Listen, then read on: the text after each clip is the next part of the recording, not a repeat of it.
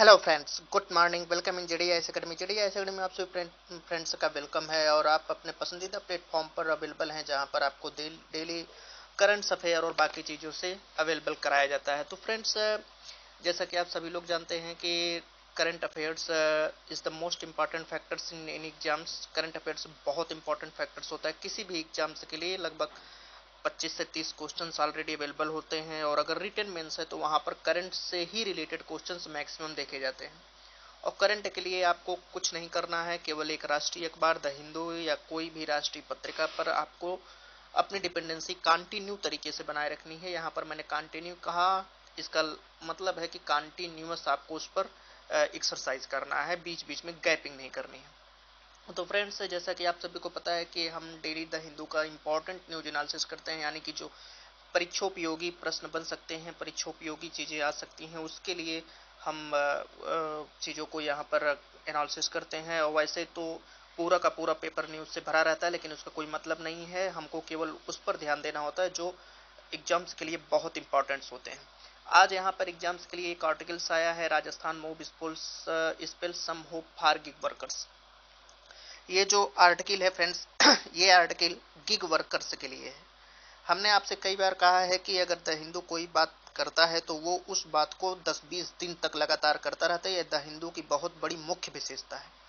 वो किसी मैटर को समाप्त नहीं करता है, बल्कि उस मैटर को आगे खींचता रहता है और तब तक खींचता रहता है, या तो आप छोड़ दोगे, या तो आप परेशान होकर के उसकी तरफ देखना बंद कर दोगे, या तो आप उसमें निपुण हो जाओगे। एक ही आर्टिकल को वो बार बार बार बार करता है। ये जो आज गिग वर्कर्स के ऊपर आर्टिकल आया है, आप 15 से 20 दिन पहले का द हिंदू पेपर उठाएंगे, वहां पर ये आर्टिकल, जैसा कि मैंने बताया था, पहले न्यूज में आया था, फिर इसके बाद कार्नर पर आया था, यानी कि ये वाला आर्टिकल आया था जिस तरीके से ये है उस तरीके से आया था, फिर आज ये बड़े वाले आर्टिकल में आया है। तो ये खबरें जो हैं लगातार 15 दिन 20 दिन तक चलती रहती हैं, किसी न किसी रूप में आपके सामने अवेलेबल होंगी। अतः आपको कोई भी टेंशन लेने की जरूरत नहीं है कि कोई पार्ट आपका करंट छूट गया। आपको अपनी कंटिन्यू बनाते हुए जितना हो सके इसको शेयर, लाइक, सब्सक्राइब, कमेंट, डिसकमेंट, जो कुछ भी करना हो आप डेमोक्रेटिक तरीके से कर सकते हैं। तो फ्रेंड्स, आइए हम लोग बिना किसी देरी के अपने प्लेटफॉर्म पर चलते हैं। प्लेटफॉर्म पर जो आर्टिकल है वो है राजस्थान के बारे में, राजस्थान में गिग वर्कर्स के बारे में। गिग वर्कर्स क्या होता है, क्या नहीं होता है, इसकी परिभाषा, इसकी अभी कोई जो निश्चित परिभाषा होती है वो नहीं है। आपको एक टर्मिनोलॉजी मालूम होगा, गिग इकोनॉमी। गिग इकोनॉमी की चर्चा जो है कोविड-19 के दौरान आई थी और वो स्किल बेस्ड इकोनॉमी थी, एक चौथी क्रांति के रूप में। जैसे औद्योगिक क्रांति हुई थी, मैन्युफैक्चरिंग सेक्टर्स को लेकर के एक बार पूरा अर्थव्यवस्था रोटेशन हुआ, फिर सर्विस सेक्टर को लेकर के रोटेशन हुआ, उसी तरीके से अब गिग वर्कर्स आ रही है। गिग इकोनॉमी का मतलब ये होता है कि आपके अंदर जिस किसी भी थिंग्स का टैलेंट है, आपके अंदर जिस किसी का भी, यानी कि जिस जो कोई भी दक्षता है आपके अंदर, हर व्यक्ति के अंदर किसी न किसी रूप में कोई न कोई विशेषता विद्यमान रहती है। वो निहित रहती है, कॉन्सिस्ट रहती है, प्रकृति ने उसे उस अनुरूप बनाया होता है। इसलिए पूरे वर्ल्ड में या इस ब्रह्मांड में किसी भी इंसान को इस तरीके से न देखना कि वो इंसान किसी के वर्ग के लायक नहीं है। उसके अंदर कोई न कोई योग्यता अवश्य होगी और उसी योग्यता के अनुरूप उसको वर्क दिया जाना, ये होता है गिग इकोनॉमी। तो अब यह जो डिफिनीशन मैं बता रहा हूँ, ये पेनाडेमिक जो कोविड-19 था उसके दौरान उभर करके आया था और उसके अनुसार यह अर्थव्यवस्था में क्या चेंज कर सकता है, ये एक अलग मुद्दा है कि गिग इकोनॉमी को ले आने से अर्थव्यवस्था में क्या इफेक्ट पड़ेगा और इसके ऊपर क्या प्रभाव निकल करके आएगा, किन किन सेक्टरों में क्या प्रभाव पड़ेगा। तो ये सारी बातें दूसरा सब्जेक्ट हो जाएगा, तो उस पर किसी और दिन हम स्पेशल क्लास लेकर के समझा देंगे। तो फ्रेंड्स, राजस्थान में क्या हो रहा है कि राजस्थान में अगले वर्ष चुनाव है और गिग इकोनॉमी को लेकर के वहां पर एक बिल लाया गया है, उसको जो है असेंबली में पारित किया गया। और गिग इकोनॉमी पर एक सोशल सिक्योरिटी कोड के नाम पर एक जो संहिता लाई गई है, सोशल सिक्योरिटी कोड को लेकर के, उसको वेलफेयर फंड को लेकर के, ये राजस्थान प्लेटफॉर्म बेस्ड है, यानी कि ये राजस्थान में आया है और राजस्थान ने ये जो है इसी वर्ष घोषणा की है कि राजस्थान में जो गिग वर्कर्स हैं उनके लिए वेलफेयर फंड, सोशल सिक्योरिटी, इस तरीके का जो नेचर होता है, इस तरीके की जो घटना होती है, इंसिडेंस होता है, इस तरीके का जो प्रोग्राम होता है, स्कीम होती है, उसको ले करके आने वाला भारत का पहला राज्य राजस्थान होगा। और वो इस पर बहुत तीव्र गति से वर्क कर रहा है कि यह जो घटना है, इंसिडेंस है, इंसिडेंस का मतलब एग्जाम्पल होता है, इस तरीके का जो एग्जाम्पल है कि गिग वर्कर्स के लिए अभी जो है किसी भी भारतीय स्टेट के द्वारा कोई नियम, कोई संस्थान, कोई भी रेगुलेटरी अथॉरिटी नहीं आई है। तो अगर इस तरीके का वेलफेयर फंड, और सबसे बड़ी बात कि जो फाइनेंशियल वेलफेयर फंड होता है वो सोशल सिक्योरिटी, अगर इस पर कोई वर्क कर रहा है, कोई इंस्टीट्यूशन ला रहा है, तो वो पहला स्टेट राजस्थान होगा। तो आपका यहाँ का करंट का क्वेश्चन जो बन रहा है वो क्वेश्चन है कि ऐसा कौन सा पहला भारतीय राज्य है जिसने गिग वर्कर्स के लिए सोशल सिक्योरिटी और वेलफेयर फंड लेकर के आया, तो आपका आंसर होगा राजस्थान। तो यहाँ पर जो सोशल सिक्योरिटी लाया गया वो पास किया गया था 2020 में ही राजस्थान के द्वारा असेंबली में, और वो कोविड-19 पैंडेमिक के द्वारा निकल करके आया था। और ये पैंडेमिक कोविड-19 के दौरान जो आया था, ये गिग वर्कर्स एक तरीके से रीढ़ की हड्डी की तरह कार्य किए, क्योंकि उस समय की सारी जो व्यवस्था थी, जो आवागमन था, वो सब पूरी की पूरी इकोनॉमी क्लोज्ड, पूरी की पूरी इकोनॉमी क्लोज्ड हो गई थी, बंद हो गई थी। उस इकोनॉमी के मध्य के दौरान, उस इतनी भयंकर त्रासदी के मध्य में गिग वर्कर्स ने ही पूरा का पूरा बैकबोन का काम किया। चाहे वो कस्टमर केयर के रूप में काम किया, यानी कि घर घर सामान पहुंचाने के लिए राज्य के द्वारा जो स्कीम चलाई गई थी, फूड रिलीफ स्कीम, जो घर घर अनाज पहुंचाने को लेकर के वहां पर गिग वर्कर्स ही थे। और इसके बाद लॉजिस्टिक, जो मेट्रोपॉलिटन सिटीज होती हैं, वहां पर वस्तुओं को, लॉजिस्टिक्स को, यानी कि किसी भी सेवा को करने के लिए गिग वर्कर्स थे। तो ये एक तरीके से पूरी की पूरी कोविड-19 के दौरान इन्होंने बहुत ही बेहतरीन वर्क किया।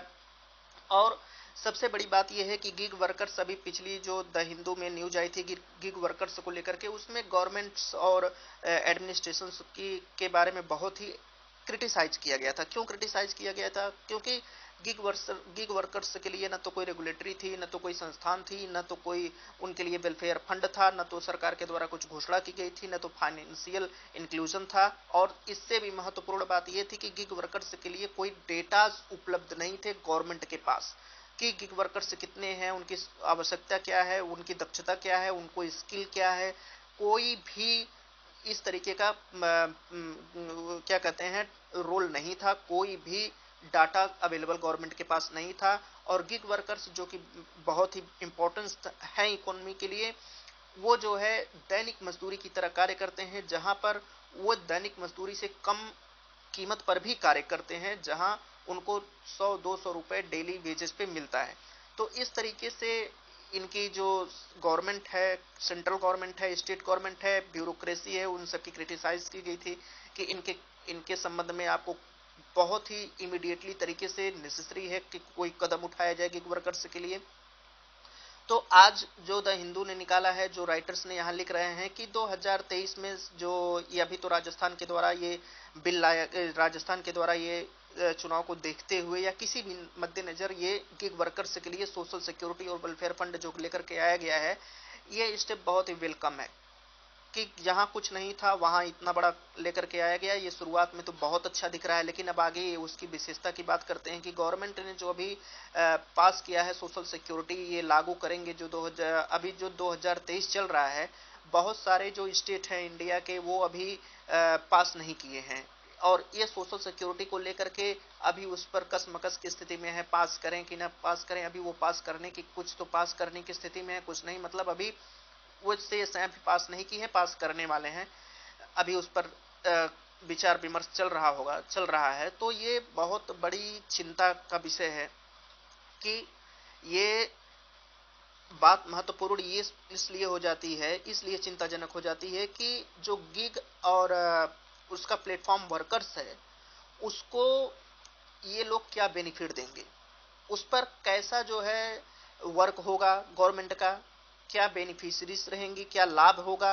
और तब जहां वे एक इंडिपेंडेंट कॉन्ट्रैक्टर्स के रूप में कार्य कर रहे हैं, मतलब कि एक स्वतंत्र ठेकेदार के रूप में वो काम कर रहे हैं।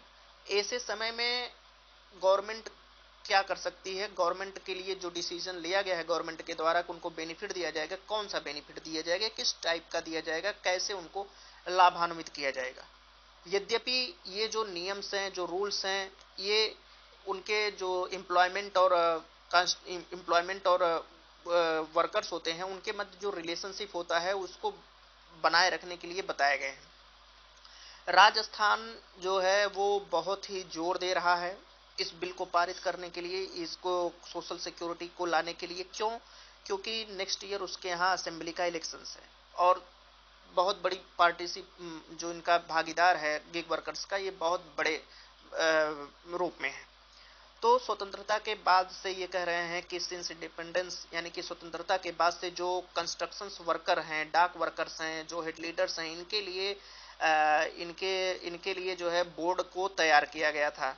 और इस प्रकार जो Rajasthan platform based gig workers हैं उनके लिए भी जो बोर्ड तैयार किया जाएगा वो एक फैमिलियर इंस्टीट्यूशन होगा, और जो ये डिसाइड करेगा, ये श्योर करेगा, ये निश्चित करेगा कि जो तकनीकी है और तकनीकी की आवश्यकता का प्रयोग है, वो एक मीडिएटर के तौर पर ये जो कार्यबल है गिग वर्कर्स का, गिग वर्क फोर्स का, वो मीडिएटर के तौर पर वर्क करेगा। यानी कि तकनीकी दक्षता के रूप में ये गिग वर्क्स अपना वर्क करेगा।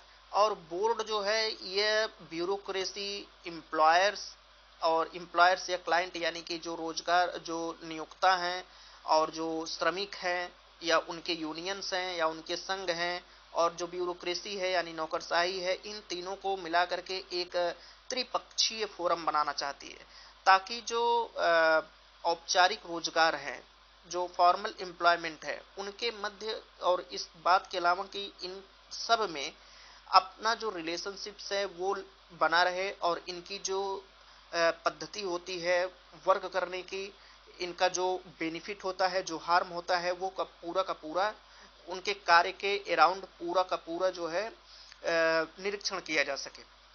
और ये भी बात निकल करके आ रही है कि जो कंट्रीब्यूटर्स हैं, यानी कि जो वर्कर्स हैं और जो इनके मध्य योगदान देते हैं, वर्क श्रमिक हैं, वो वर्कर्स और राज्य और एम्प्लॉयर के मध्य आपसी जो बातचीत है, एक दूसरे से वो आपस में मिले रहें। मिलने का मतलब है कि आपस में उनके मध्य सौहार्द तरीके से संबंध जो है बना रहे, कंजर्वेशन होता रहे। और रिलेशनशिप्स का मतलब ये है कि जो अगर रिलेशनशिप्स मेंटेन है, अगर कोई व्यवस्था फेल हो जाती है तो इनके मध्य त्वरित ये कम्युनिकेशन की स्थिति में हो, और ऐसी बात ना हो कि इनके मध्य संबंध खराब हो या ऐसी कोई घटना घट जाए तो ये तात्कालिक रूप से अवेलेबल ना हो, या फिर इनके मध्य कोई वायलेंस हो जाए। तो यहाँ पर जो बात कही जा रही है कि स्टेट को लेकर के, वर्कर को लेकर के, वर्कर्स या उनके एसोसिएट को लेकर के, जो रोजगार देते हैं, नियोक्ता हैं, उनके मध्य, और प्रशासनिक के मध्य, इन तीनों के मध्य समन्वय की बात की जा रही है। एक सौहार्दपूर्ण रिलेशंस की बात की जा रही है कि ये जो ढांचा है ब्यूरोक्रेसी का, स्टेट का, वर्कर्स और एसोसिएशंस का, इनके मध्य क्या होता है कि कभी श्रमिक नाराज होते हैं, कभी इनको पैसा नहीं दिया जाता, कभी श्रमिक की स्थिति बहुत दयनीय हो जाती है। अभी एक हफ्ता पहले द हिंदू में डाटा आया था श्रमिकों का, मैंने आपको बताया था पूरा। तो वैसी स्थिति ना हो, तो इनके बीच जो है एक सौहार्द रिलेशनशिप्स बना रहे, उस पर ये त्रिपक्षीय जो फोरम है वो बोर्ड स्टेबल करना चाहती है। तो और इनको जो है जो वर्कर्स होते हैं, ये सब जो है बेटर कम्युनिकेशंस के लिए, जो पार्टीज हैं उनके बेटर कम्युनिकेशंस में काम आ सकें, बेटर कम्युनिकेशंस कर सकें, इस हिसाब से इनको जो है रिलेशनशिप्स की बात की जा रही है। लेकिन यहाँ पर जो बात की जा रही है, कई सारे सेक्टर्स में जो इनफॉर्मल्स वर्कर होते हैं, यानी कि औपचारिक जो वर्कर्स होते हैं, श्रमिक होते हैं, उनके लिए कोई स्ट्रेट फॉरवर्ड वे नहीं है। मतलब कि कोई सीधा जो लाभ होता है, उन श्रमिकों तक सीधा लाभ पहुंचाने का कोई भी रास्ता नहीं है।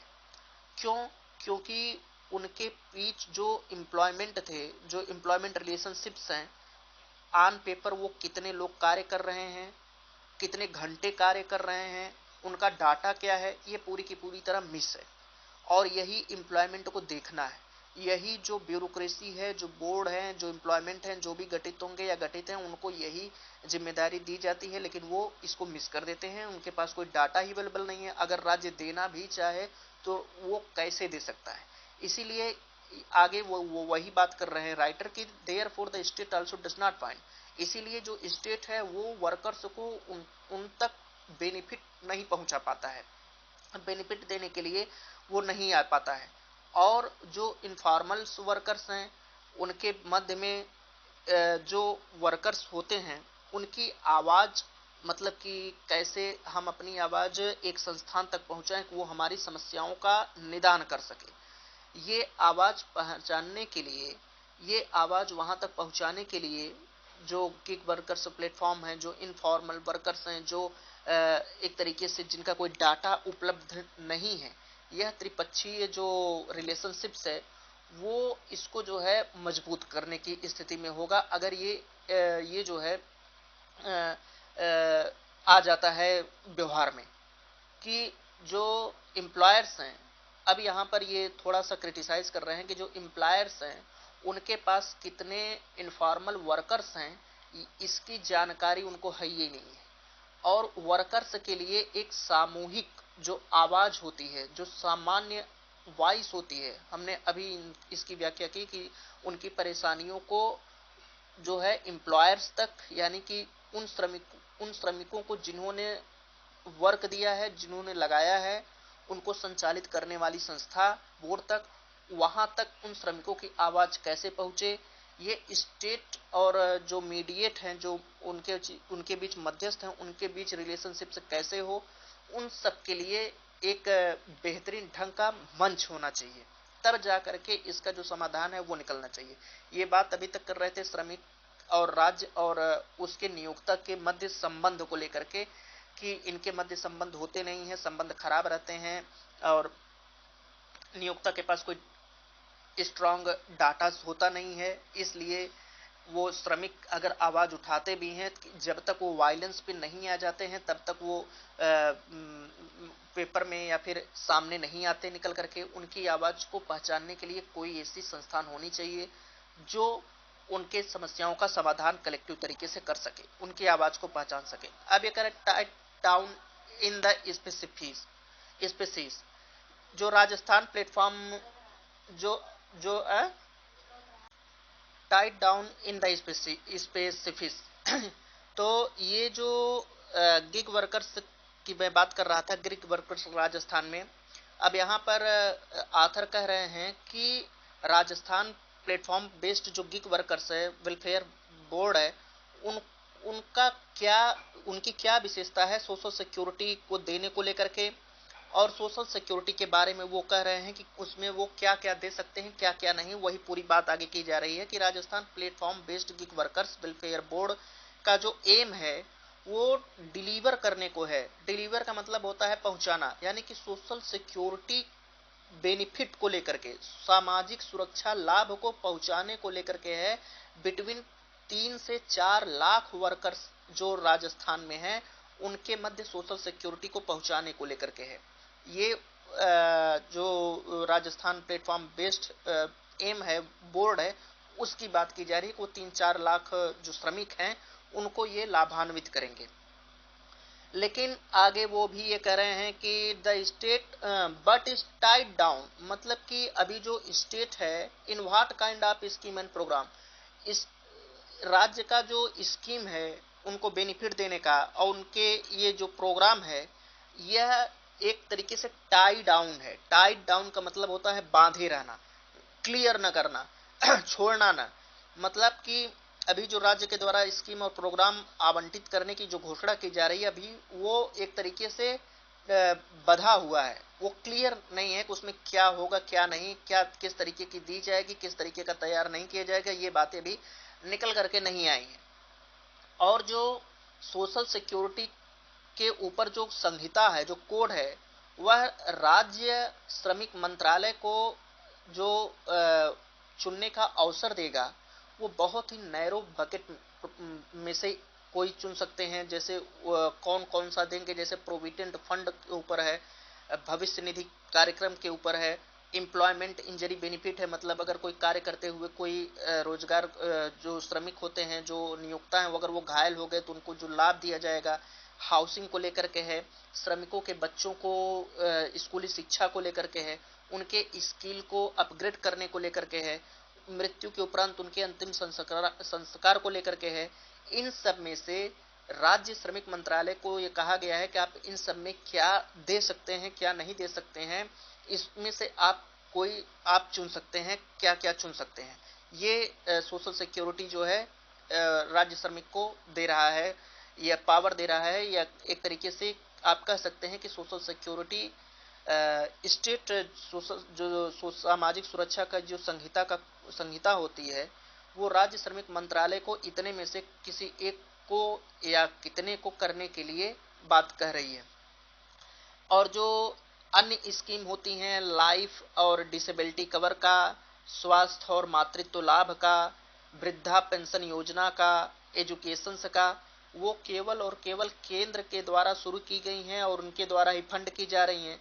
लेकिन उनमें अभी डिसाइड करना बाकी है, या डिसाइड हो सकता है कि कितने स्टेट इस जो केंद्र की ये योजना है, सेंट्रल की जो स्कीम है, कितने स्टेट उससे लाभान्वित होंगे, उनकी कितना टाइम पीरियड होगा, और वो किस प्रकार के जो गिग वर्कर्स हैं, जो गिग और प्लेटफॉर्म वर्कर्स हैं, वे कौन सा लाभ प्राप्त करेंगे, और कौन से गिग और प्लेटफॉर्म वर्कर केंद्र की इस स्कीम के लिए एलिजिबल होंगे, यानी योग्य होंगे।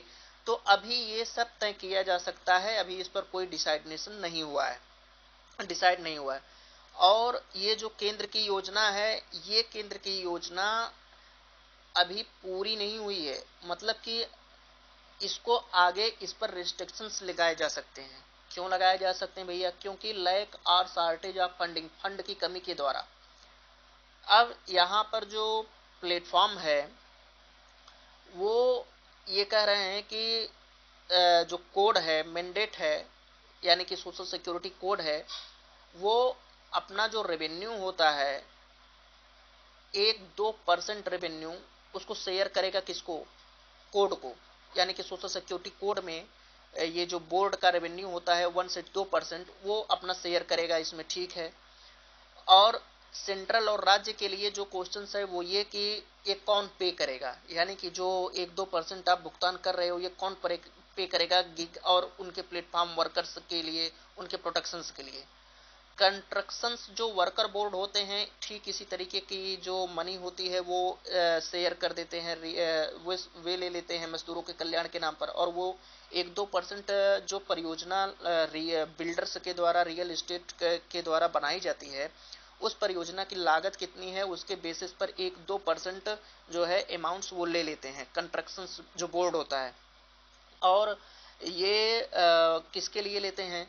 फॉर वर्कर वेलबिंग, मतलब कि जो श्रमिक होते हैं उनके लोक कल्याण के लिए ले लेते हैं, लेकिन होता जाता कुछ नहीं है, आपको भी पता है, सभी को पता है। लेकिन जब चार्ज ये चार्ज कंस्ट्रक्शन बोर्ड कब लगाता है? जब वो अपना परियोजना लेकर के तैयार रहते हैं, परियोजना की लागत देखता है, उसी समय वो उसके रेवेन्यू पर लगा देता है, वो उसके परियोजना लागत के आधार पर, उसके बेसिस पर वो रेवेन्यू तय कर देता है। लेकिन ये कह रहे हैं ठीक है, वो तो बिल्डर की बात हो गई, लेकिन ये इकोनॉमी प्लेटफॉर्म के लिए, इकोनॉमी के संदर्भ में ठीक नहीं है। क्यों नहीं ठीक है? क्योंकि बहुत सारे जो कंपनीज हैं, बहुत सारे जो प्लेटफॉर्म हैं, पहली चीज कि उनका रेवेन्यू ही नकारात्मक है, यानी कि राजस्व ही उनके पास नहीं है। कुछ तो घाटे में चल रहे हैं, कुछ के पास फंडिंग की कमी को लेकर के रो रहे हैं। तो यह सब जो है पिछले कई सालों से हो रहा है। और क्वेश्चन यहाँ पर इस बारे में है कि राजस्थान जो गवर्नमेंट है, जिन्होंने फाइनेंशियल एलोकेशंस की बात की 200 करोड़ रुपए की, अब ये कह रहे हैं कि राजस्थान गवर्नमेंट ने 200 करोड़ रुपए देने की जो वित्तीय संसाधन की बात कही है, वित्तीय वितरण की बात कही है, एलोकेट करने की बात की है, वो उसके पास कहाँ से आया? और वो जो फाइनेंशियल रिस्पॉन्सिबिलिटी है वो कहाँ पे उसको चार्ज करेगा, यानी कि कहाँ पर किस तरीके से उसको यूज करेगा, वो कहाँ से आया पैसा, इसकी उत्तरदायित्व तो किसकी? अभी यह सब जो प्रश्न है अनुत्तरित है कि उसका जो 200 करोड़ रुपया आया है वो पहली चीज कहाँ से आया, और उसको लाने के चक्कर में आप कहाँ पर चार्ज करोगे दूसरी रिस्पॉन्सिबिलिटी, दूसरे फाइनेंशियल सेक्टर पर, यानी कि वो पैसा कहाँ से आप फिल करोगे। और उस पैसे के लिए फाइनेंशियल रिस्पॉन्सिबिलिटी कौन होगा? यह सब जो प्रश्न है अभी अनुत्तरित है। घोषणा तो कर दी गई है, आगे चुनौतियां क्या है कि वर्कर जो बोर्ड होते हैं, अभी जो वर्कर बोर्ड हैं अभी वो इस पर विचार कर रहे हैं, थिंकिंग कर रहे हैं कि एक लॉन्ग टर्म रिलेशनशिप्स बिल्ड किया जाए किसके मध्य में? वर्कर्स और स्टेट के मध्य में। और किन बातों को छोड़ करके? यानी कि उनका जो ऑपरेशनल रोल होता है, ऑपरेशनल का मतलब जो वो वर्क करते हैं, जो उनका संचालन भूमिका होती है, उसको छोड़ करके एक त्रिपक्षीय फोरम और उसके जो स्कीम होते हैं उसको लागू करने के लिए एक बहुत मजबूत संबंध बनाने पर विचार कर रहा है वर्कर बोर्ड। तो यह संबंध, जैसा कि मैं पूरे आर्टिकल में व्याख्या कर रहा हूं कि इस तरीके का संबंध वो बनाना चाहता है, तो ये कंस्ट्रक्शंस बोर्ड की बहुत आलोचना की गई। इसकी जरूरत क्या पड़ी वर्कर बोर्ड्स बनाने की?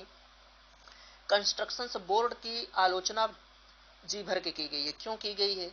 क्योंकि इनके विषय में कहा गया है कि जो श्रमिक यहाँ पर वर्क करते हैं, जो कार्य करते हैं, उनको ये टाइम पर मनी और अन्य जो संसाधन है, यानी मनी देते हैं, फूड रिसोर्सेज देते हैं, खाने पीने का सामान देते हैं, पहनने का सामान देते हैं, और बाकी जो कुछ भी देते होंगे वो सब समय पर नहीं देते। और वो सब जब तक इनको पहली चीज की पूरा मिलता नहीं है, और जब तक पूरा मिलता है तब तक श्रमिक अपना सारा पैसा अपनी सुविधाओं को प्राप्त करने के लिए खर्च कर चुके होते हैं। इसलिए कंस्ट्रक्शंस बोर्ड की बहुत आलोचना की गई। और अब यह जो कंस्ट्रक्शंस बोर्ड है, इसकी तो ठीक है, आप भी सब जानते हैं कि श्रमिकों की क्या कंडीशंस है इस देश में, उनकी कहाँ पर सुनवाई होती है, कहाँ पर सुनवाई नहीं होती है, ठेकेदार उनके साथ कैसा बात व्यवहार करते हैं, कैसा बर्ताव करते हैं।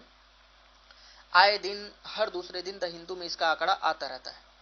और जो गिग प्लेटफॉर्म वर्कर हैं, गिग और प्लेटफॉर्म वर्कर बोर्ड के विषय में जो बातें की जा रही हैं, वो आने वाले समय में बताएगा कि वह बोर्ड गिग प्लेटफॉर्म वर्कर्स को और जो गरीब वर्कर्स हैं और अन्य तरीके के जो वर्कर्स हैं, यानी कि कहने का मतलब है कि अब आने वाले समय में यह तय किया जाएगा कि गिग प्लेटफॉर्म वर्कर बोर्ड है वो किस दिशा में कितना वर्क करेगा, कहां तक अच्छा वर्क कर सकता है। जब गिग प्लेटफॉर्म वर्कर्स का जो समय है वो बहुत पुअर हो, उनका जो समय है वो बहुत खराब हो, और वो गिग वर्कर्स एक तरीके से पीस मील वेजेस पर काम करने के लिए उपलब्ध हो, जहां पर डेली जो है घंटे के हिसाब से उनको मजदूरी मिलती हो।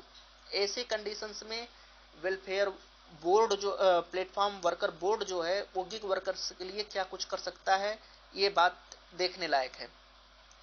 तो यहाँ पर बहुत बड़ा जो सिग्निफिकेंट चैलेंज है वो इसी बात को लेकर के है कि अभी तक जो राजस्थान है या अन्य किसी स्टेट बोर्ड के द्वारा ये क्लियर नहीं किया गया है, यानी कि अनक्लियर है कि जो लेबर राइट है और गिग वर्कर्स और प्लेटफॉर्म के लिए जो उनका श्रमिक अधिकार है, उनका जो राइट है और राइट तथा उनके लाभ को प्राप्त करने के बीच कितना गैपिंग है, ये कब तक फिल कर दिया जाएगा।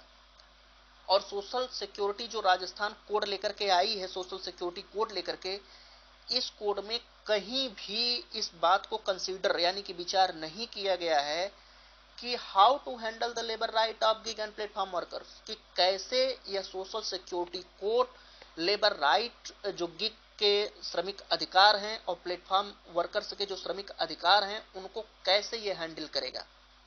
यह जो सोशल सिक्योरिटी कोड है यह केवल और केवल उन श्रमिकों के जो वैल्यूनरेबल एस्पेक्ट होते हैं, जो जितने घंटे वो काम करते हैं, यानी कि जब तक वो काम करते हैं उनका जितना मूल्य बनता है उसके हिसाब से उनको सुरक्षा देने की बात करता है। बहरहाल यह जो ठीक है, ये कोड तो आया तो कुछ भी आया, आगे वही राइटर कह रहे हैं कि जो बोर्ड का इनिशियल है, मतलब कि जो प्लेटफॉर्म वर्कर्स और यूनियन के लिए जो ये बात उसको लेकर के वो बहुत दिन से संघर्ष कर रहे थे कि हमारे लिए कोई बोर्ड लाया जाए, कोई हमारी आवाज सुनने वाली कोई संस्था लाया जाए, उसका गठन किया जाए, उसमें उनकी जीत हुई है। अभी वो संस्थान आया है, अब आगे वो कैसा वर्क करेगा ये तो उसका वक्त बताएगा।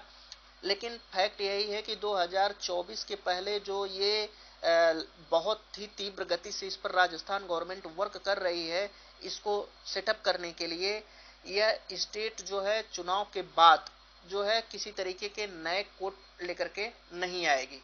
तो फ्रेंड्स, ये पूरा का पूरा आर्टिकल था कि चुनाव के पहले और चुनाव के बाद। चुनाव के पहले गवर्नमेंट जो है इसके सोशल कोड ले आने की तैयारी में है, और इसमें जो बातें की गई हैं अभी पूरी तरीके से वो अनक्लियर्ड हैं, और उसमें गिग वर्कर्स और उनके प्लेटफॉर्म वर्कर्स को कौन कौन सी सुविधाएं दी जाएगी, अभी ये देखने वाली बात होगी। और गिग वर्कर्स जो बोर्ड है, प्लेटफॉर्म बोर्ड है, वो किस दिशा में कार्य करेगा, ठीक इसी तरीके से तो नहीं हो जाएगा जिस तरीके से कंस्ट्रक्शन बोर्ड है। अभी मैंने कंस्ट्रक्शन बोर्ड के बारे में बताया कि वो क्या हरकतें करता है, टाइम पर खाना पीना, मजदूरी न देना, उनकी बातों को न सुनना।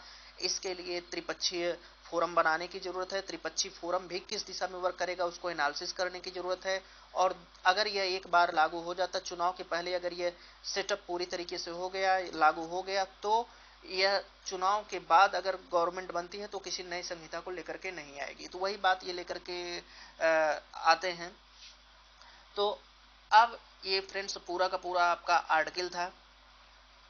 गिग वर्कर्स के विषय में इस पर जो संभावित प्रश्न बन सकते हैं वो यही बन सकते हैं कि राजस्थान अगर कोई बोर्ड लेकर के आ रही है गिग वर्कर्स के लिए, या फिर उसके प्लेटफॉर्म वर्कर्स के लिए कोई सोशल वेलफेयर स्कीम या सोशल सिक्योरिटी कोड लेकर के आ रही है, तो क्या यह अन्य स्टेट को भी लेकर के आना चाहिए, और गिग वर्कर्स को ही क्यों?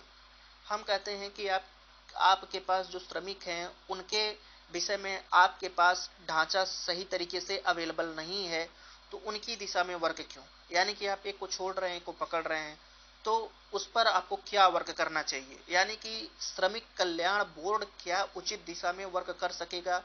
क्या इस पर जो अनुशंसाएं लगानी जानी चाहिए, जो एक्सपीरियंस में आना चाहिए, जो अनुमान लगाया जा रहा है, क्या वो उस दिशा में खरा उतरेगा? इस पर पूरी की पूरी बात की जा रही है। तो इस पर आप लोग सोचिएगा, थिंकिंग करिएगा। अब फ्रेंड्स, एक आर्टिकल यहाँ पर आया है, ये है तुर्की को लेकर के, वीकर बाय द ईयर।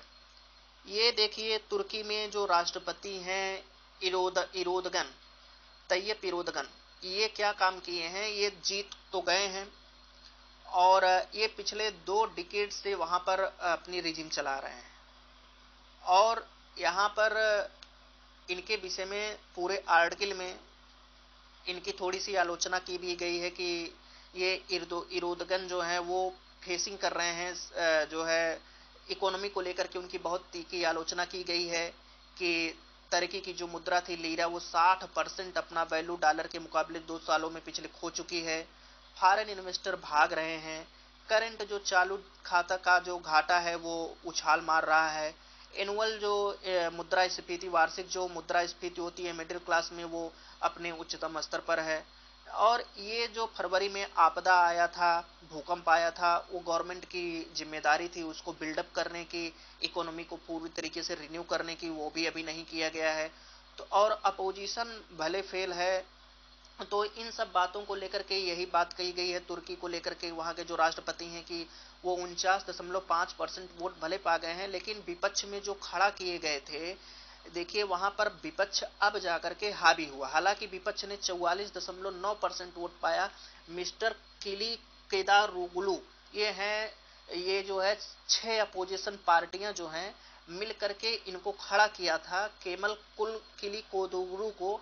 और ये फार्मर नौकरशाही थे, ब्यूरोक्रेट थे, ये जो है इर्दोगन के अगेंस्ट में खड़े हुए थे, और इकोनॉमी को लेकर के ये बात कर रहे थे कि अगर हमारी गवर्नमेंट बन जाती है तो हम इकोनॉमी में एक अच्छा स्तर क्रिएट कर देंगे, एक अच्छा गैप लेकर के आएंगे। यानी कि जो इकोनॉमी ढह रही है वो इकोनॉमी अब अच्छे तरीके से चलेगी। और फिर इसके बाद ये खड़े किए गए, इन्होंने बहुत ही कड़ी टक्कर दी। 49.5% वोट मिस्टर इरोदगन पाए, और 44.9% वोट, यानी कि लगभग अप्रोक्सीमेटली 45% वोट इनको मिला। यानी कि आप कह सकते हैं कि जहां विपक्ष मौजूद ही नहीं था, वहां पर 44.9% वोट पाना बहुत बहुत काबिल तारीफ है। और एर्दोगन जब 2003 में आए थे, इनकी जो पार्टी थी AKP, वो पार्टी जब 2003 में आई थी तो तुर्की का जो पॉलिटिक्स था उसको जो है पूरा का पूरा चेंज कर दिया था। इन्होंने संविधान को फिर से लिखा, पार्लियामेंट्री जो संसदीय सिस्टम होता है उसको पुनः टर्न किया, राष्ट्रपति की तरफ जो प्रेसिडेंसी होती है उसकी तरफ इन्होंने चेंज किया। और ये फर्स्ट प्रेसिडेंट हुए जो है न्यू कॉन्स्टिट्यूशन की तरफ से जो नया संविधान इन्होंने लिखा। वहां पर पहले जो प्रेसिडेंट थे वहां पर चुने गए नए संविधान को लिखने के बाद। और इन्होंने क्या काम किया था, विपक्ष को, वही काम होता है विपक्ष को परेशान करना, विपक्ष को दबा के रखना, विपक्ष कोई बात कहने न पाए, विपक्ष सामने न खड़ा हो पाए।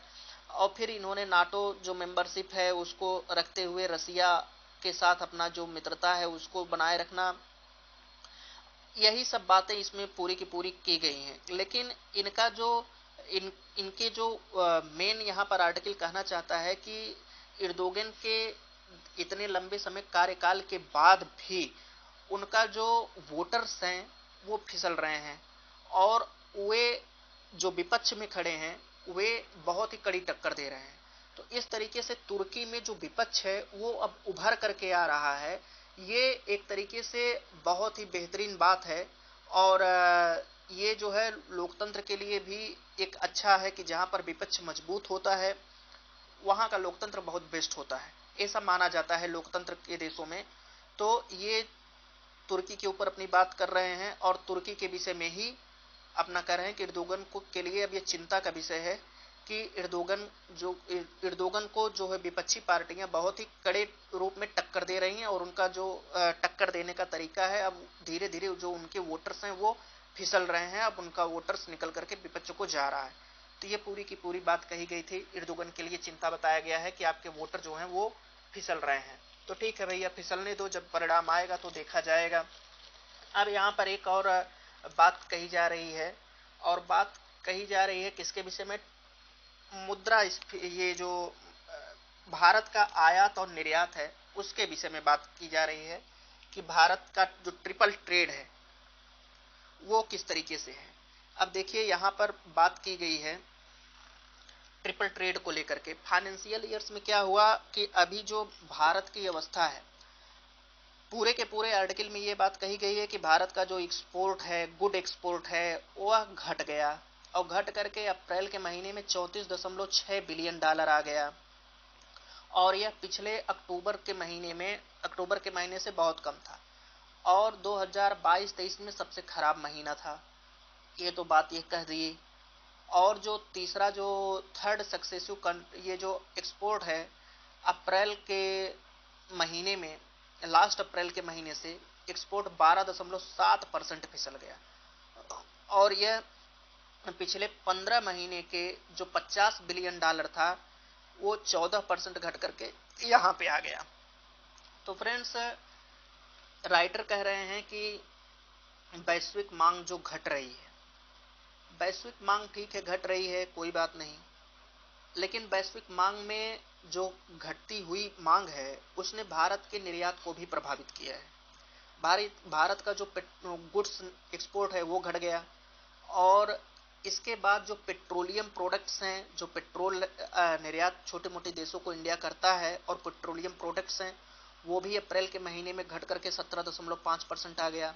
ज्वेलरी जो है 30% फिसल गई, जो मांग थी वो 30% घट करके आ गई। तो इस हिसाब से जो गुड्स हैं वो तो ऑलरेडी घट ही रहे हैं। सर्विस सेक्टर्स में भी इनके ऊपर बहुत बैड इफेक्ट पड़ा है, सर्विस सेक्टर्स की भी जो मांग है वो भी जाकर के घटी है। और चाइना जो है अपनी जो इकोनॉमी है वो ओपन इकोनॉमी जो उसकी है, वो ग्लोबल ट्रेड की तरफ से उसने जो WTO 2023 का जो WTO का प्रोग्राम था, अगर 2023 के आंकड़े के देखें WTO में जो निर्धारित किया था, WTO कह रहा है कि 2023 के लिए चाइना के जो विश्वव्यापी जो इकोनॉमी है और ओपन इकोनॉमी है, उसने ग्लोबल ट्रेड में जो ग्लोबल ट्रेड होता है, वैश्विक व्यापार होता है, उसमें 1 से लेकर के 1.7% तक की वृद्धि करने की जो संभावना है वो हो सकती है। लेकिन इसके बावजूद जो चाइना का जो डाटाज होता है अभी वो इस क्षण में रिकवरी करने के लिए ठीक नहीं है। और एक्सपर्ट भी कह रहे हैं कि अभी जो ये वैश्विक मांग घटी है, पिछले साल से लेकर के कुछ उतार चढ़ाव हो रहा है, अभी बहरहाल तात्कालिक रूप में इसकी जो ग्लोबल डिमांड होती है उसको बढ़ाने के लिए कोई अन्य उपाय नहीं है।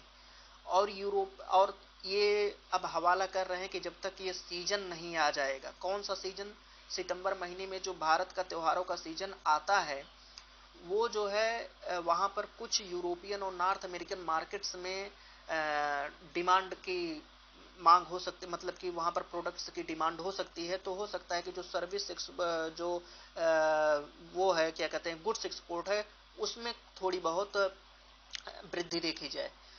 और सर्विस सेक्टर, जैसा कि हमने बताया कि वो ये कह रहे हैं कि सर्विस सेक्टर से भी भारत में ये जो है अभी बहरहाल घट रहा है। और ये भयावह स्थिति में है कि पहले होता क्या था कि अगर इंडिया का जो गुड प्रोडक्ट्स है वो हर समय घटता रहता था, और जब गुड प्रोडक्ट्स घटता रहता था तो सर्विस सेक्टर का जो आयात निर्यात होता था उससे वो अपने चालू खाते के घाटे को कंप्लीट कर देता था। तो अब प्रेजेंट टाइम में कंडीशन ये है कि सर्विस गुड्स एक्सपोर्ट तो घट ही रहा है, सर्विस सेक्टर का जो एक्सपोर्ट होता था वो भी घट रहा है। तो और एक ऐसे समय घट रहा है जब इंडिया ने पहली चीज की आने वाले 2 सालों में अपना जो निर्यात है वो निर्यात $2 ट्रिलियन करने का लक्ष्य निर्धारित कर दिया है। यानी कि कहने का मतलब ये है कि आगे आने वाले 2 सालों में, जब से इंडिया ने इस तरीके की घोषणा की कि हम आने वाले 2 सालों में जो हमारी इकोनॉमी है, जो एक्सपोर्ट इकोनॉमी है, वस्तुओं की जो हम निर्यात करते हैं, वो हम ले जा करके $2 ट्रिलियन कर सकते हैं। और इंडिया ने ये अपना एम रखा था, और जिस दिन ये एम रखा वो उसी दिन से ये घटना शुरू हो गया। सॉरी, 2 साल नहीं, 7 सालों में जो इंडिया की न्यू फॉरेन पॉलिसी है, फॉरेन ट्रेड पॉलिसी है, वो $2 ट्रिलियन एक्सपोर्ट करने की है, अचीव करने की है 7 सालों में। तो और जब से ये बात आई सामने निकल करके, तब से उसका जो व्यापार है भारत का वो घट रहा है। तो आथर कह रहे हैं कि आपको किसी बड़े मार्केट पर निर्भरता नहीं रखनी चाहिए। बड़े मार्केट मतलब जैसे अमेरिकी मार्केट हो गया या फिर यूरोपियन मार्केट हो गया, इन मार्केटों पर आप जो है उस पर अपना भरोसा न रखें। आपको करने की क्या जरूरत है, परस्यू ग्रेटर इंटीग्रेशन, यानी कि आपको एक बड़ा एकीकृत, एक ग्लोबल वैल्यू के साथ, ग्लोबल वैल्यू चेन के साथ और बहुपक्षीय व्यापार संस्थाओं के साथ, यानी कि आपको जो करने की जरूरत है, पहली चीज की आप बहुपक्षीय व्यापारिक अरेंजमेंट लेकर के चलें, वैश्विक मूल्यवान श्रृंखला के तहत लेकर के चलें, जो ग्लोबल वैल्यू चेन्स होता है उसको लेकर के चलें, और ग्रेटर इंटीग्रेशन के साथ चलें, मतलब एक बड़ी एकीकृत श्रृंखला के साथ आपको लेकर के चलना है। तो आपकी जो डिमांड है वो और व्यापारिक जो है वो निकल करके आएगा। और आयात खाते में जो हो क्या रहा है कि भारत का निर्यात भी घट रहा है, आयात भी घट रहा है। आयात घट रहा है तो ये आयात घटने से ज्यादा आपको रिजल्ट देगा एकीकृत और व्यापारिक जो संस्थान होती हैं उनके साथ समन्वय करके चलना, ये आपको ज्यादा लक्ष्य देगा। और जो पॉलिसी मेकर हैं हमारे, उनका ये लक्ष्य नहीं है कि आयात घट रहा है। आयात घटना वाकई तब होता है जब आपके यहाँ घरेलू डिमांड मैक्सिमम हो जाए, यानी कि जो प्रोडक्ट आप आयात करते हो वही प्रोडक्ट आपको घरेलू रेट पर सस्ता और लॉन्ग टर्म में मिल जाए, ताकि जो घरेलू डिमांड है वो उसकी तरफ अट्रैक्ट हो जाए। तो ये पूरी की पूरी बात यही रहे हैं कि पॉलिसी मेकर को इस बात को लेकर के खुश नहीं होना चाहिए कि आपका आयात घट रहा है। आयात किस वजह से घट रहा है वो आप भी जानते हो, घरेलू मांग है नहीं। तो ये जो है पूरा का पूरा फ्रेंड्स आर्टिकल था, इंडिया को इस समय क्या करना चाहिए क्या नहीं करना चाहिए। ये जो बड़ा वाला आर्टिकल है the rising tide of dictatorship, ये पूरी की पूरी कहानी लिख रहे हैं लोकतंत्र, ये जो कैसे डिक्टेटरशिप का उदय हुआ, कैसे तानाशाही का जन्म हुआ, हिटलर, मुसोलिनी, रूसो, ये जो है उस सब की बात करते हैं। पूरी की पूरी फ्रेंड्स कहानी है, इससे कोई भी क्वेश्चन उठने वाला नहीं। अगर आप लोगों का इंटरेस्ट हो तो आप लोग पढ़ लेना, इससे कोई भी प्रश्न नहीं बनता है। एक तरीके से इन्होंने कहानी को लिखा है। अब एक बहुत मोस्ट इंपॉर्टेंट जो परीक्षा में आपसे बन सकता है उसकी बात हम करेंगे, और वही परीक्षा नहीं, हर दृष्टिकोण से इम्पोर्टेंस है। ये देखिए यहाँ पर क्या कही जा रही है, कौन सी बात कही जा रही है। आपके सामने आर्टिकल खुला हुआ है। Apathy of family and high cast hinder maternal health care. ये हमको आज बहुत अच्छा लगा, और इस तरीके के आंकड़े भारत में जब आते हैं तो बहुत अच्छे लगते हैं। द हिंदू की ये बहुत ही बेहतरीन है कि भारत की एक तरीके से आप फ्रेंड इन सब बातों से ये सीख सकते हैं कि जो भारत को विश्व गुरु कहा जा रहा है, भारत के विषय में जो बातें कही जाती हैं कि भारत विश्व गुरु बन गया, भारत एक ग्लोबल पावर के रूप में उभर रहा है, ये आंकड़े दर्शा देते हैं कि भारत की स्थिति कहां पर है।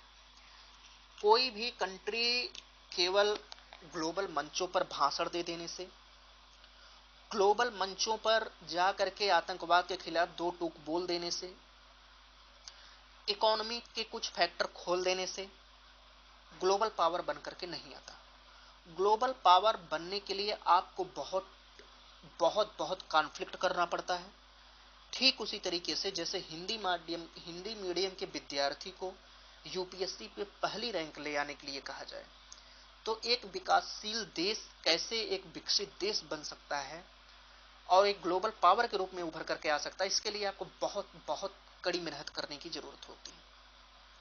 तो यहाँ पर अभी क्या हुआ मई में कि यूनाइटेड नेशन ने अपना जो रिपोर्ट है वो शो किया कि भारत 10 कंट्रियों के मध्य में 60% ग्लोबल मैटेरियल डेथ और स्टिल बर्थ न्यूबॉर्न डेथ के लिए जिम्मेदार है। यानी कि जो विश्व में, पूरे विश्व में जो नए बेबी जन्म लेते हैं, नए बच्चे जो जन्म लेते हैं तुरंत डेथ हो जाती है, जो नए बच्चे जन्म लेते हैं 1-2 महीना जिंदा रहते हैं उनकी डेथ हो जाती है, प्रसव के दौरान जो माता की डेथ हो जाती है उनके लिए, ये जो वैश्विक डेथ हो रही है 60% जिम्मेदार अकेले 10 कंट्रियों के मध्य भारत है उसका। और ये हम नहीं कर रहे हैं, यूनाइटेड नेशन की रिपोर्ट आई है। इंडिया जो है 17% इन डेथ्स के लिए 2020 में 17% ज्यादा इन डेथ के लिए खुद गणना किया, और नाइजीरिया का 12% है, पाकिस्तान का 10% है। अब आप सोच सकते हैं कि नाइजीरिया और पाकिस्तान से भी ज्यादा भारत में ये सब डेथ हो रही है। और रिपोर्ट जो है वो ये कह रहा है कि हायर नंबर जो नाइजीरिया के बाद भारत में जो मातृत्व मृत्यु है वो 24,000 है, सबसे ज्यादा है। अब रिपोर्ट इस बात को दोहराता है कि कैसे आप हस्तक्षेप करके, कैसे सहायता करके मातृत्व जो माता की जो मृत्यु होती है प्रसव के दौरान, जो बच्चे जन्म लेने के बाद तुरंत जन्म मृत्यु हो जाते हैं उनके लिए, जो बच्चे 1 दिन 2 दिन या 1 वीक या 1 महीने तक जिंदा रहते हैं उनकी डेथ हो जाती है, उनको कैसे आप रिड्यूस कर सकते हो। यह रिपोर्ट वहां पर आपको आकलित करता है, यह रिपोर्ट आपको वहां पर उपाय देता है कि पहली चीज की आप एएनसी विजिटिंग के लिए जाओ जब आप प्रेग्नेंस हो, यानी कि ड्यूरिंग प्रेगनेंसी, गर्भावस्था के दौरान आपको एक अल्टरनेट तरीके से यानी कि क्रमागत तरीके से आपको विजिट करना है हॉस्पिटल्स में, अपनी सुविधा, अपनी जो तबीयत होती है कि हमारी कंडीशंस क्या है प्रेगनेंसी को लेकर के, उसको चेक कराने के लिए। और जो बर्थ होता है, जब जन्म होता है तो वहां पर प्रसव के दौरान एक कुशल वहां पर कर्मचारी होना चाहिए, अकुशल कर्मचारी की बात नहीं कर रहा है। दूसरा कि वहां पर जन्म के बाद 2 दिन तक वहां पर एक कुशल कर्मचारी के द्वारा उसकी देखभाल की जानी चाहिए, जो कि बहुत ही मुश्किल कार्य होता है कि जन्म के बाद चूंकि माताएं जो होती हैं बहुत कमजोर होती हैं और उनको देखने के लिए, देखरेख के लिए 2 दिन तक बहुत ही जो है उनको केयर करने की जरूरत होती है। और ये जो हेल्थ, ये जो स्वास्थ्य कर्मचारी होते हैं, इनको प्रेगनेंसी को लेकर के जो लेबर्स होते हैं, उनके चाइल्ड वो जब प्रेग्नेंट होते हैं, प्रेगनेंसी के बाद की कंडीशन से क्या होती है, प्रेगनेंसी ड्यूरिंग प्रेगनेंसी के दौरान, उनके विषय में सारी की सारी शिक्षा का मतलब कि क्या कुछ हो सकता है उसको वो अवेलेबल कराएं। और यह जो विजिट है, पहली चीज की जो प्रेगनेंसी महिलाएं होती हैं उनको आयरन एंड फोलिक एसिड की जो सप्लीमेंट्स है, जो गोलियां हैं, उनको दी जाएं, और वो गोलियां एनीमिया को कम करने के लिए उत्तरदायी हैं। दूसरा, उनको जो और ट्रीटमेंट की ज़रूरत है। हाइपरटेंशन वो देने की, वो जो रोकने की ज़रूरत है। एलकेम्पेसिया, इस ट्रीटमेंट को कैसे रोका जाए? इसको जो है आप टिटनेस का इंजेक्शन पहले आप उनको दो। जो संक्रमण की जो अवस्था होती है, यानी कि प्रेगनेंसी के दौरान, प्रसव के बाद जो संक्रमण हो सकता है उसको रोकने, उसको कैसे रोका जाए, उसके लिए आप उनको कैसे सहायता कर सकते हो वो आप दो। संक्रमण फैलने न पाए वो उसका ट्रीटमेंट करो। तो ये सब जो उपाय हैं उसको करके आप उनके जो मातृत्व दर, मातृत्व मृत्यु हो रहे हैं, जो बच्चे मर रहे हैं, उसको आप कम कर सकते हो। अब यहाँ पर friends table first to second दिखाया गया है कि अब ये टेबल का आंकड़ा है। ये टेबल के आंकड़े क्या कह रहे हैं उसको भी देख लेते हैं कि भारत में 6%, 6.1% जो माताएं होती हैं वे प्रेगनेंसी के दौरान हॉस्पिटल गई ही नहीं है, एएनसी गई ही नहीं है। तो जब गई नहीं है तो कहाँ से होंगे? जबकि 34.1% जो महिलाएं वो केवल एक बार गई हैं, 2 या 3, और उनमें से 4 बार जो WHO का जो रिकमेंडेशन है कि जब तक प्रेगनेंसी रहे 4 बार जाएं, लेकिन कोई एक बार गया है। एक बार जाने वाले 34.1% है, 6.1% तो गई ही नहीं है। और यह ध्यान देने योग्य जो बात है कि अर्बन रूरल जो यहाँ पर शहरी और ग्रामीण क्षेत्रों में विभाजन किया गया है, और यहाँ पर 39.9% माताओं में अपनी जो 12 वर्ष की स्कूलिंग शिक्षा होती है केवल उन्होंने कंप्लीट, वे जो है कंप्लीट की हैं। और 68.6% की तुलना में, यानी कि एएनसी की जो विजिट होती है उसमें वो गई। और जो शिक्षा की बात की जा रही है, शिक्षा कितना पाई है, कितना ने 12 वर्ष की जो शिक्षा होती है उसको जो है कंप्लीट करने के लिए, उसमें 39.9% ने स्कूली शिक्षा प्राप्त ही नहीं की है। Who had no school education, कोई भी, यानी कि 39.9% माताएं स्कूली शिक्षा कंप्लीट नहीं की हैं। और 68.6% जो विजिट होता है उसकी तुलना में, जिन्होंने 12 साल की अपनी स्कूली शिक्षा को कंप्लीट किया है। इस हिसाब से ये जो आगे के आंकड़ा कर रहे हैं कि प्रसव के बाद की जो अवस्थाएं होती हैं उसको केयर करने के लिए, क्योंकि माताएं 42 दिन तक उस समय बहुत ही वीकनेस होती हैं, बहुत वीक होती हैं, तो उनके लिए कैसे क्या वहाँ पर प्रियॉरिटी होनी चाहिए देखभाल के लिए। तो पहले 24 घंटे में से कौन जिम्मेदार रहता है? और 66% की बात कर रहे हैं कि उनके जो पहले सप्ताह में जो जिम्मेदार होते हैं वो 66% हैं। और फिर इसके बाद टेबल 2 वही दिखा रहा है कि चेकअप के दौरान कितने लोग गए हैं, 22.8%, तो उसमें से देरी में चेकअप गए हैं या 2 दिन बाद गए हैं। और ये जो है इसके बाद एजुकेशन कितने लोग पाए हैं, कितने लोग नहीं पाए हैं, उसमें से गरीबी बहुत बड़ा फैक्टर्स है। 20% लोग जो घरों में रहते हैं वे स्कूली शिक्षा पाए ही नहीं है। 26.3% जो है हॉस्पिटल चेकअप के लिए कभी गए ही नहीं है। 7.9% केवल वहां पर गए हैं। 50-60% हस्बैंड को तब इन्फॉर्म की जाती है जब वो प्रेगनेंसी की अवस्था होते हैं, और वो 64% इसके लिए वहां पर उसमें से 64% लोग ये जानते हैं कि प्रेगनेंसी क्या होती है, क्या नहीं होती है। फिर इसके बाद जो और औरतें होती हैं 3.9%, वो जो केवल और केवल उनके जो फैमिली हैं, हस्बैंड हैं, वे एएनसी विजिट के लिए लेकर के जाते हैं। 28% केस में इनके विषय में कोई मालूम ही नहीं है। आगे वो पैसे की तंगी या फिर अस्पताल न जाने की सुविधा नहीं है उसका हवाला दे देते हैं। ये जो आंकड़े दिखाए गए हैं ये आंकड़े यहाँ पर लिखे गए हैं, इसको आप देख सकते हो। जैसे यहाँ पर इंडिया की जो विजिट है, ये देखिए, no NC visit India over 6.1% है। एक बार जो गए हैं 6.6% है, 2 बार जो गए हैं 11.8% है, 3 बार जो गए हैं 15.7% है, 4 बार जो गए हैं 58.5% है। अर्बन सेक्टरों में 68.6% है, रूरल सेक्टरों में 54.5% है। जिन्होंने कुछ नहीं विजिट किया है 39.9% है। 12 साल से जो ये जो पासिंग ईयर है 39.9% पाया ही नहीं है। 68.6% जो है वो 12 साल की शिक्षा प्राप्त किए हैं।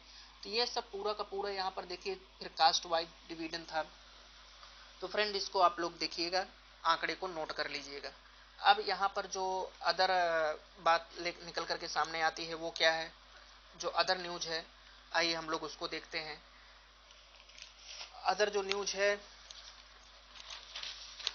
वो देखिए ये है, और ये न्यूज क्या कह रही है,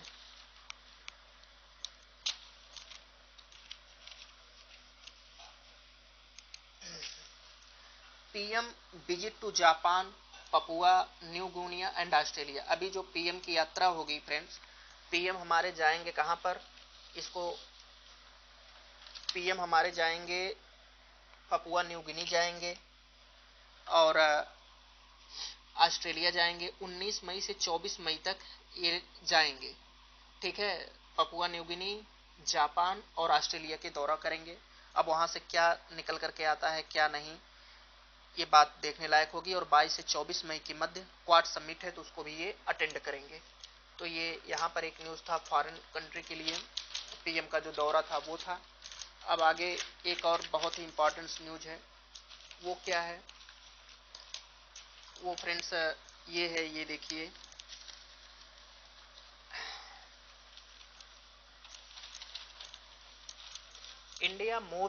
इंडिया जो है वो अब मूव कर रहा है। किसके लिए मूव कर रहा है, India move to getting a fit indigenous vaccine against dengue.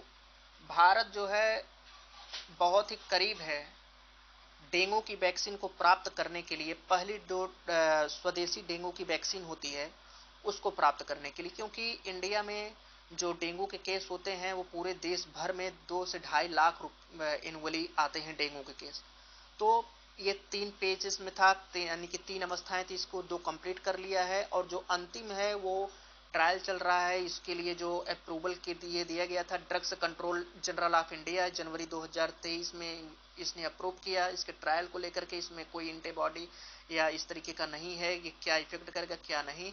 तो ये पूरा का पूरा जो है इंडियन मैन्युफैक्चरर्स है, सबसे मोस्ट इम्पॉर्टेंट ये है। और इसको Indian council of medical research के द्वारा डेवलप्ड किया गया है। और अब ये आएगा मार्केट में, तो जाहिर सी बात है डेंगू की जो अवस्था होती है, जो डेंगू को लेकर के बातें की जाती हैं, जो केस 2 से 2.5 लाख आते हैं, वे जो है कम हो जाएंगे। और इस पृष्ठ पर एक न्यूज और है फ्रेंड्स, वो न्यूज है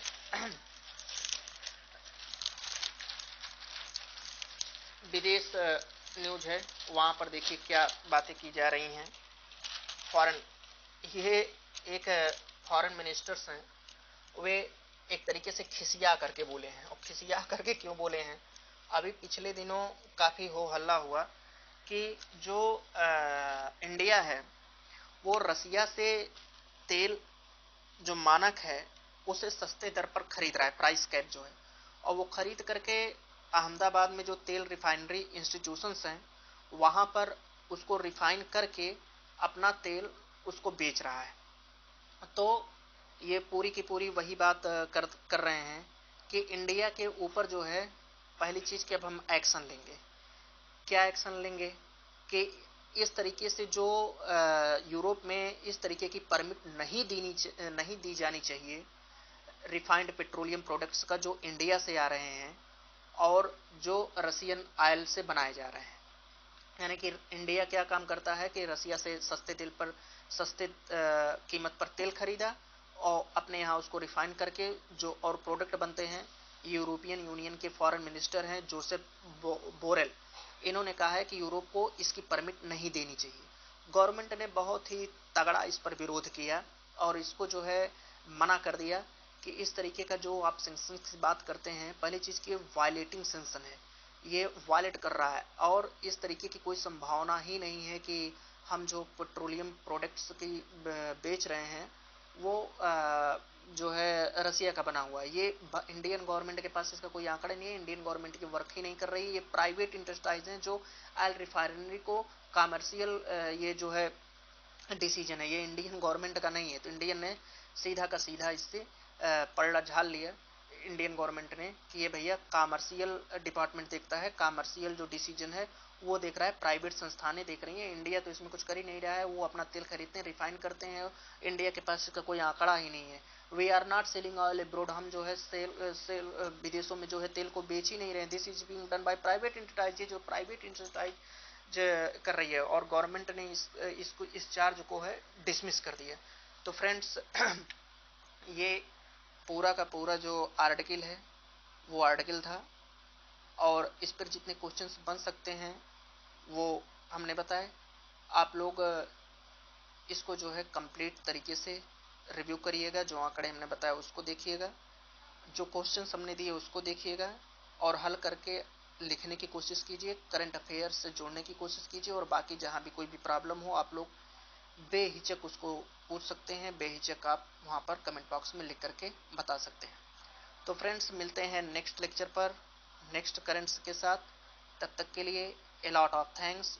जय हिंद, जय भारत। और आप लोगों की ये रिस्पॉन्सिबिलिटी बनती है कि आप लोग जितना हो सके उतना इसको शेयर करें, लाइक करें, सब्सक्राइब करें, और जितना हो सके आप लोग अभी तक शेयर करते नहीं हैं तो फ्रेंड्स आप लोग इसको शेयर करिए। A lot of thanks. जय हिंद, जय भारत।